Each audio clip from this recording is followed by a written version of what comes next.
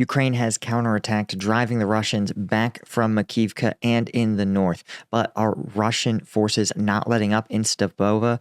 But more significantly, are things getting pretty weird on the home front? Is Russia trying to plaster over more serious problems? I'm Paul, U.S. Army combat veteran. It's December 3rd, 2023. This is your daily Ukraine update. Let's get into all of it right now.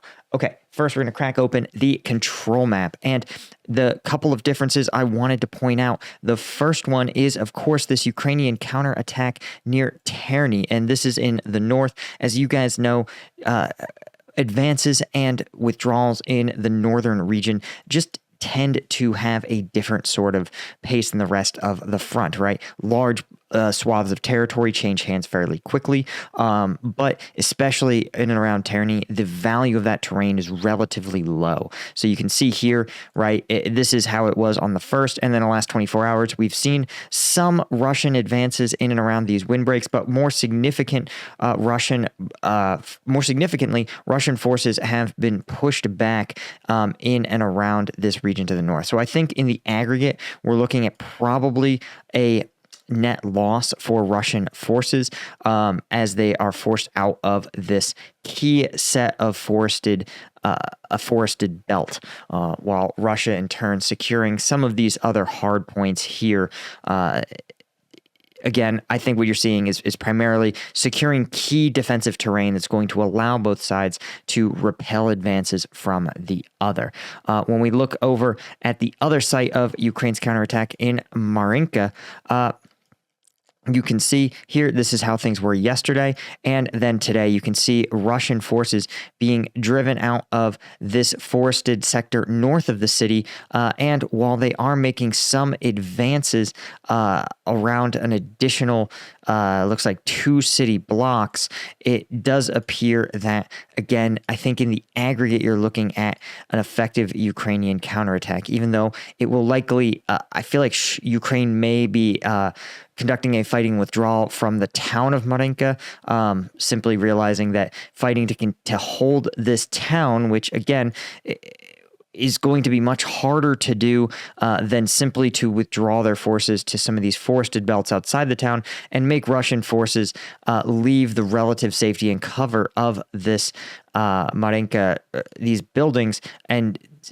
incur casualties when they do so. So again, I think where there's significant defensive terrain, Ukraine is launching effective counterattacks, and I think where the fighting is, while I think the main urban areas of Marinka, you're seeing Ukrainian forces steadily withdraw. What's also interesting, outside Stepova, as we talked about yesterday, Russian forces, as discussed, likely trying to advance to this region south of Stepova, possibly as some sort of effort to create a flanking position or a strong point from which to launch attacks, or more likely support Russian offensive actions in and around Stepova. So I think that's probably what we're seeing here. Russian forces advancing to this key intersection in this windbreak. And from here, they're likely going to be supporting as Russian forces make a push into Stepova proper. They may want to advance all the way to this road here in an effort to further restrict Ukraine's ability to reinforce Stepova. Again, Ukraine will still have this roadway here from Berdichi, but cutting off Ukraine's ability to at least even partially secure Stepova is going to be significant for Russian forces. But as we talked about again, is Stepova a key? Is it strategic? No. Is it operationally significant? Also no. Is it tactically significant? Maybe, right? You can take Stepova. It's kind of a stepping stone to Berdichi, or maybe they can advance south towards Orlivka, but that involves crossing a lot of open terrain, something that has been very difficult for Russian forces. Stepova isn't really on any kind of key roadways that's allowing the resupply of Ukrainian forces fighting deep in Avdiivka. So I wouldn't go ahead and say that Stepova is in any way indicative of any kind of larger situation. Now, looking over at the combat map, you can see, again, Russian forces are maintaining a pretty steady offensive pace of about 70 combat engagements. What I thought was interesting, again, you're seeing Russia become more disciplined with where it deploys its troops, with a huge number of offensive actions all around Avdiivka. And you can see, though, you may note that the ratio of effort to results is pretty low. You can see right within Avdiivka, despite it taking up what looks like about, I'm going to say 15% of all combat actions across the entire war, the results don't really speak to much. You can see a few dozen meters near Optina and this sort of salient they've carved out in Stepova. That's really about it. That's what they've gotten out of this. So again, I look at this and I don't see a return for Russia's tremendous efforts. You can see they're fighting in Bakhmut. They're pushing in Kremina Lyman. They're pushing in the north. All areas where we're not really seeing even a little bit of action here in and around Novoprokopivka. So again, to me, you're seeing a lot of Russian action, but you're not seeing tremendous Russian results. Guys, it's the holidays, and you know what that means. You're going to need some energy to get through it. I know I do.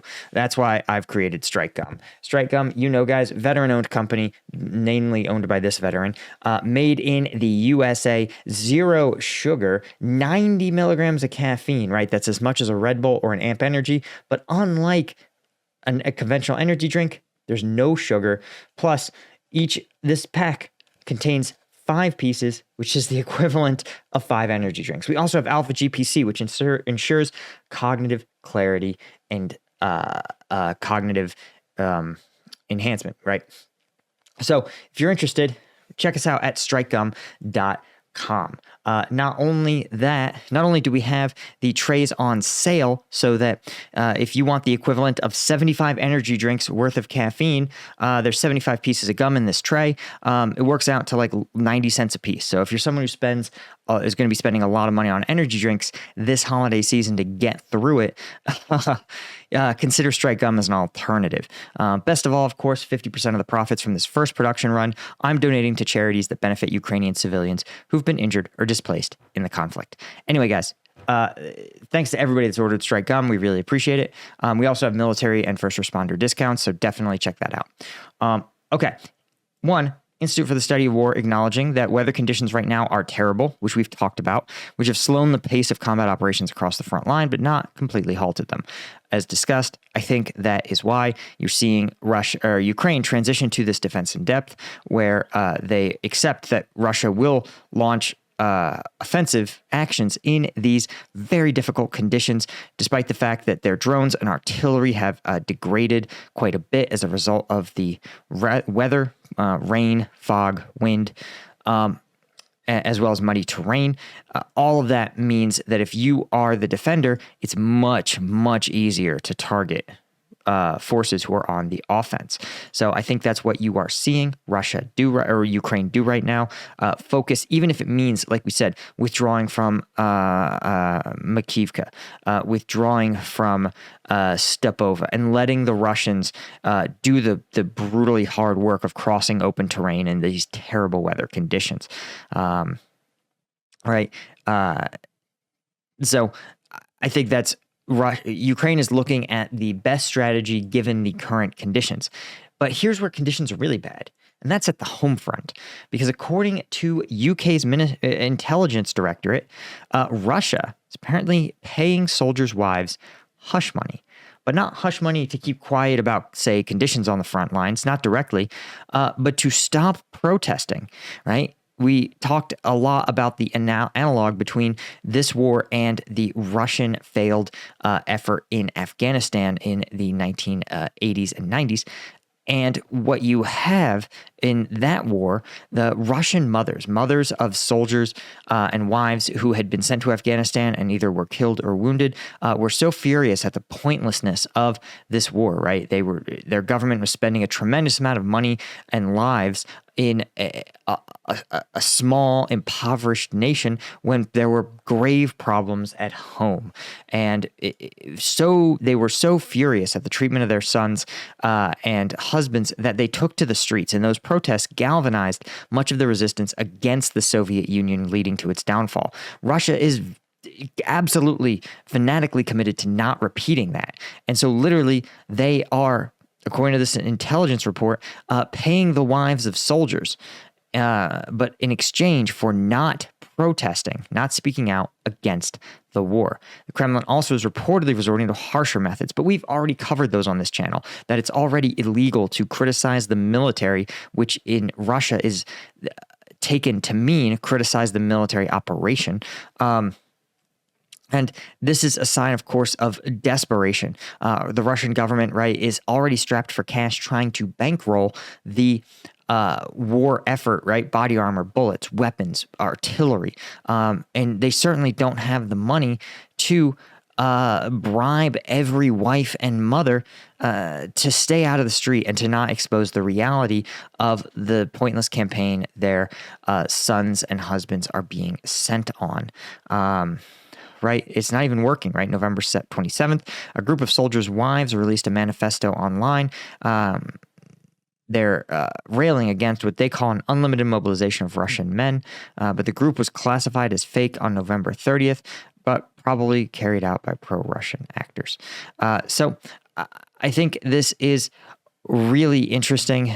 And a sign, again, of Russia's problems at home are getting worse. And this is what we talked about. If Ukraine can't necessarily drive Russia out of the battlefield, the next best alternative for them is to deal political damage to Russia. This is how the North Koreans beat the Americans. It's not because the Americans in Vietnam ran out of soldiers. We didn't run out of bullets. We didn't run out of aircraft. What we ran out of was the political will to fight, the sense among the population that the things they were doing in Vietnam was offering some kind of return, right? That America, it was being made more secure, or it was being made, its interests were being advanced, or its enemies were being defeated in ways that were meaningful. And the public no longer believed that to be the case. And so I think that's part of the goal with Ukraine now, is to simply create conditions on the battlefield that are so vicious for Russian soldiers that the average Russian looks and says, what is the point of us being in Ukraine if it costs us an entire generation of men in exchange for what exactly? This is a tall order. Historically, it's had mixed results. You look, for example, at the First World War, where in the UK, tremendous casualties were taken by villages all over the country, and they were fighting in France, right? A historic, English enemy. And yet still for years, the public persisted and supported the war more or less. So it's tough to know if this is a faster strategy in any sense of the word, but it certainly is one that appears to be, at least on the tactical level, resulting in some serious attention from Russia. Anyway, guys, that's all I had. Thank you to the Colonel tier members of CombatVetNews.com. Thank you to our Lieutenant tier members. And of course, thank you to all the members of CombatVetNews.com. I depend on you guys for your support. Thank you so much. Hit like and subscribe on this video, and I'll see you in the next one. Cheers.